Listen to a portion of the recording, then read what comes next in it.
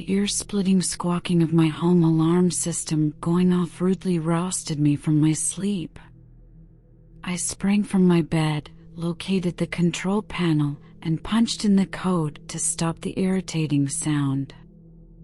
With a degree of calm now in the house, I grabbed the Louisville Slugger from the corner near my bed and carefully walked through each room to ascertain that I was alone.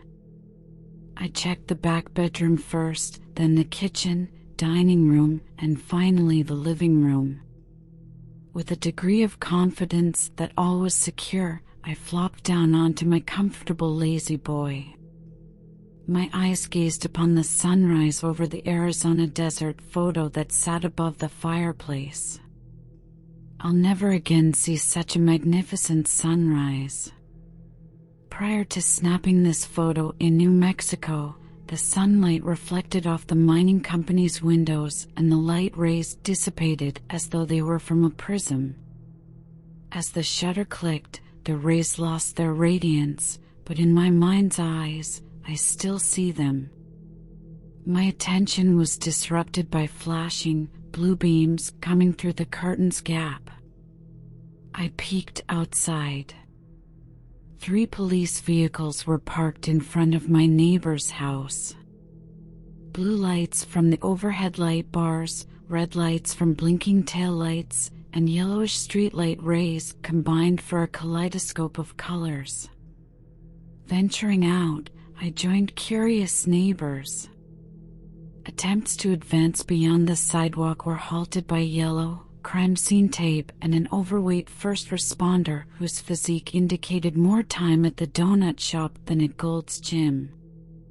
The officer was leaning against the streetlight pole and the evening mist dimmed the streetlight's rays, but they glinted off the brass name tag sufficiently for me to read his name, Duncan. I immediately coined a nickname, Duncan Duncan. I inquired, "Is Miss Emily okay?" Using his macho, "I'm in charge" voice, "You need to stay back. We're investigating." "I'm just concerned," I started. He quickly motioned for me to step back. "The chief's talking to her. Now move back." I obeyed. Damn the chief and 3 deputies. The entire night crew of our prestigious police department. Who's protecting the rest of the citizens of our fair town, or better yet, who's issuing speeding tickets? The clicking of the light switches and relays were audible, but I detected a distinct, rhythmic thump, thump, thump. It sounded like a hydraulic pump, but I saw no source from which the sound could originate. Miss Emily emerged from the back of her house, accompanied by the chief. The senior citizens in town sarcastically referred to the chief as Dick Tracy, a comic strip police detective from the 1950s. While the real Dick Tracy was tough and intelligent, our chief, well, is not. I usually just refer to him as Dick. No, I'm not really on a first-name basis with him. His first name is Harold. Miss Emily perused the crowd and appeared awestruck that she was the focal point of the neighborhood and these stellar specimens of law enforcement. Everyone strained to overhear their conversation. The chief gestured toward her petunia garden, and despite the background noise, I heard the chief. "We received an anonymous tip from a concerned citizen about your husband's disappearance." Concerned citizen? Really? I'm sure the motivation is more about the $1,000 reward than any real concern. Her husband had mysteriously disappeared about a month ago. No, it's been exactly a month now that I think of it. I peered up at the full moon that was playing peekaboo with the wispy clouds in the night sky.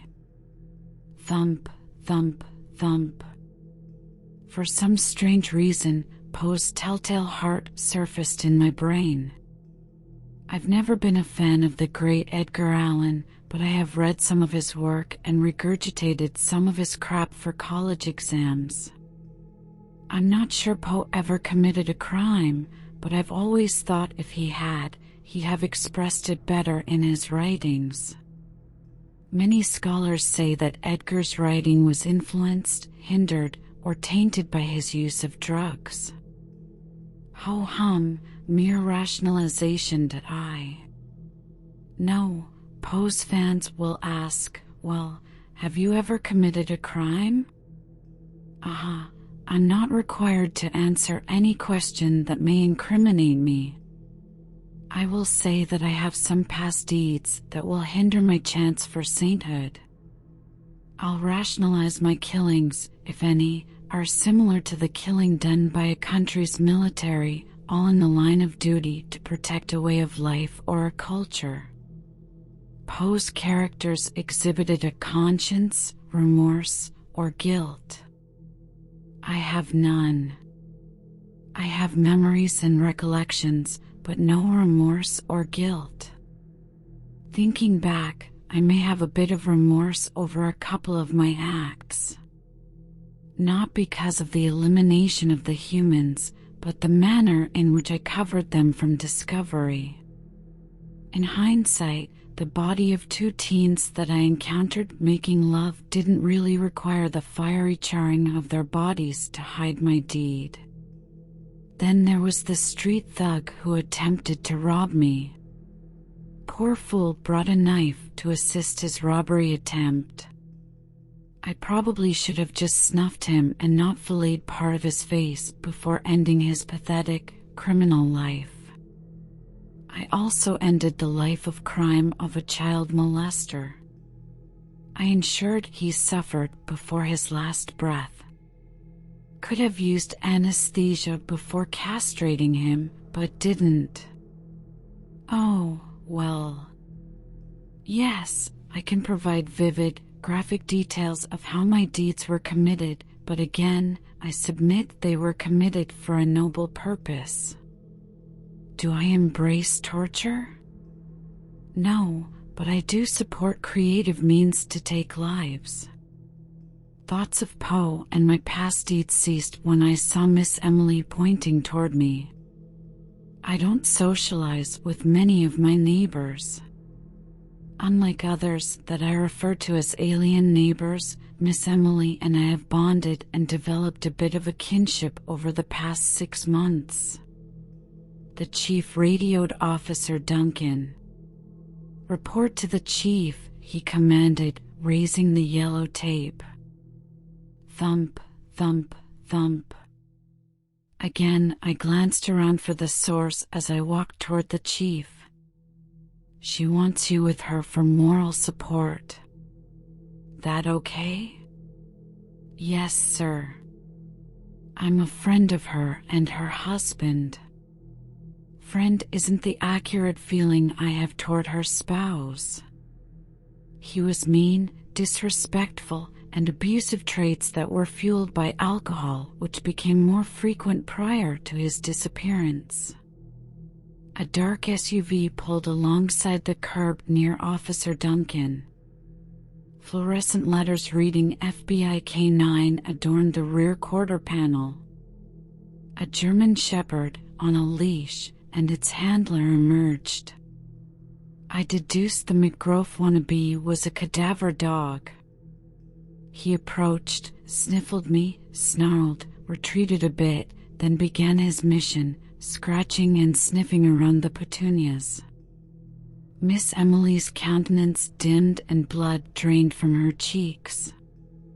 I leaned and whispered, no cause for alarm. He won't find a thing.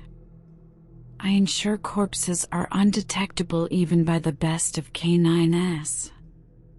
Nothing here, the handler declared after 10 minutes of sniffing and scratching. He and the German Shepherd walked back toward their van. Sorry, the chief started, then, shush, hear that? He raised his hand for silence. Thump, thump, thump. Oh, now someone besides me hears the sound. McGrove's ears raised, his head tilted slightly, and he tugged on his leash. Near the culvert between Miss Emily's house and the adjacent dwelling, he stopped. Another officer, armed with a shovel, began digging. After about 18 inches, the officer reached in, hoisted an oblong piece of flesh, and exclaimed, "I think it's a heart." It can't be. But it was. And it was beating. I noticed 2 small wires leading from the heart to a tiny, round, metal disc. Until just now, I didn't know her spouse had a pacemaker. Damn the Energizer Bunny. The battery was still operating and the heart, that evil heart, was still beating. Thump, thump, thump. Others may panic at this moment. I'm not. Yes, they'll take the heart to the medical examiner and determine the heart's owner via DNA or the serial number of the device, but I'm not apprehensive.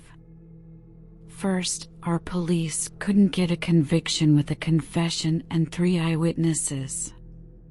They'll find a way to bungle the case and get it dismissed. Secondly, by sunrise, Miss Emily and I will be gone. We've bonded and are now part of the same culture. We'll set up residence elsewhere, probably New Mexico, and be visible to our neighbors only at night.